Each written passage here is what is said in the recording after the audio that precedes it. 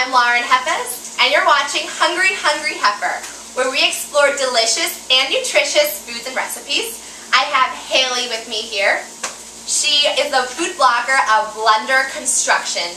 Totally talented writer and definitely got a lot of interesting information from her today. So we're going to be making a green smoothie and a berry smoothie. Let's start with the green smoothie. Take us through it and let us know.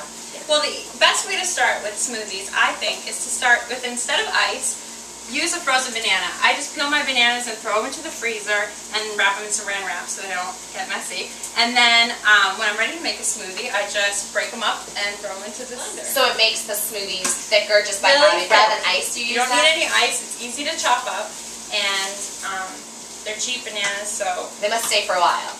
They stay for a while. It's a good way to save a banana from going bad if you just throw it into the freezer. So you can start, for one person you need one banana.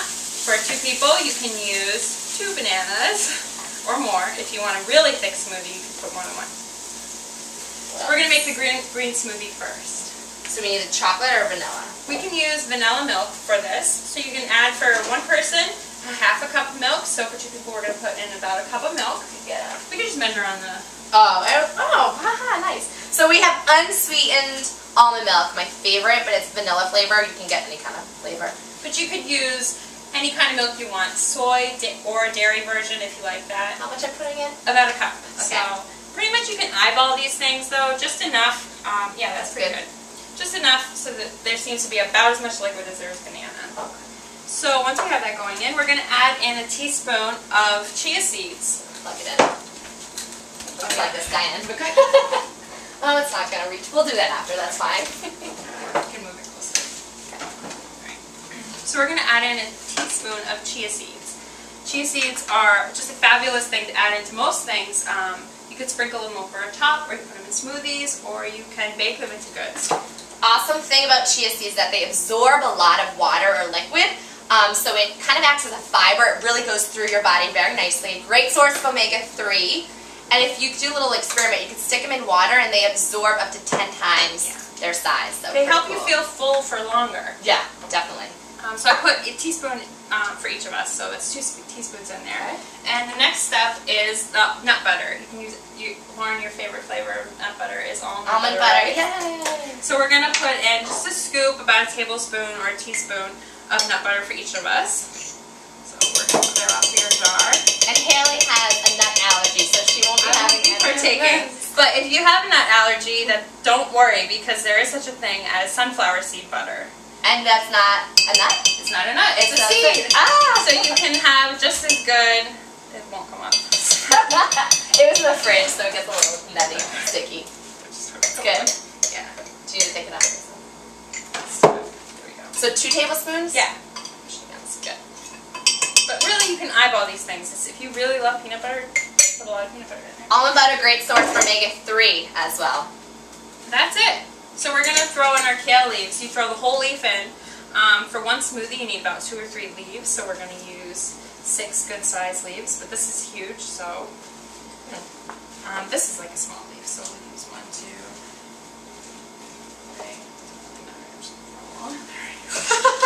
3. So some vegetables I think are definitely important to get organic, and kale is one of them. They're really high in pesticides, so if you can get organic kale, that's the way to go. Yep, that's true. So we're just shoving these in here, right on the Wow, top. you really jam it in, huh? Yeah.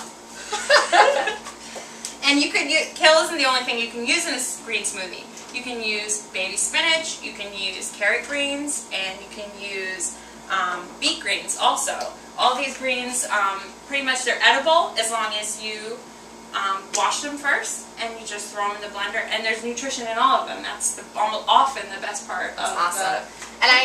So we're all blended, and we had a little trouble getting it going, but then we add a little bit more milk, and it was awesome.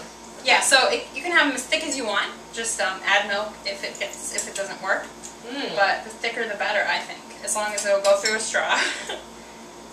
Check out these cool straws. Tell me about them, Haley. These straws are stainless steel.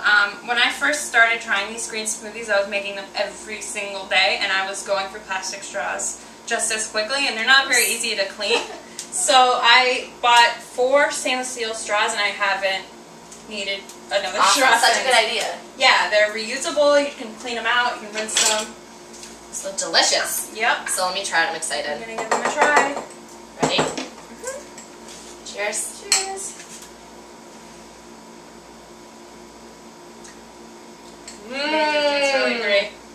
Oh my god, did you, is it okay if you drank a little bit of it? I did drink a little. You'll be okay. It's gonna be okay. Where's her EpiPen? Thank you.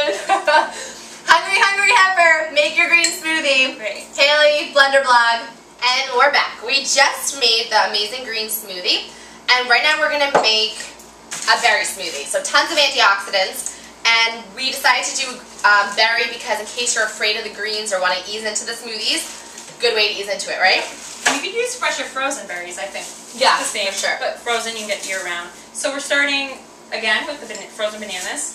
So all this comes right out of the freezer pretty much. So we'll throw in 2 bananas for 2 smoothies. And we're also going to put in our milk, but this time we're going to use chocolate milk. Yum.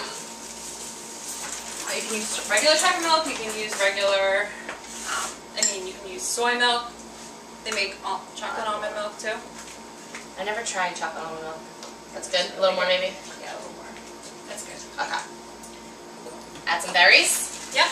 And would you say that you could freeze even the fresh berries just so it's cold when you put it into a smoothie? Oh, definitely. And that's also a good way to keep them from going bad in your fridge. If you haven't been able to use some berries from the market or something Stick like that, it in. just throw them in the freezer. Good. Lots of berries in there, and then we just are going to spoon in some chia seeds. I'm going to get this for the cover. And we'll put about 2 teaspoons of chia seeds. And for this one, you don't even taste them. It totally grinds it up. Nice It really and smooth. does grind it up, but it makes it nice and thick afterwards. So that's all we need for the berry smoothie.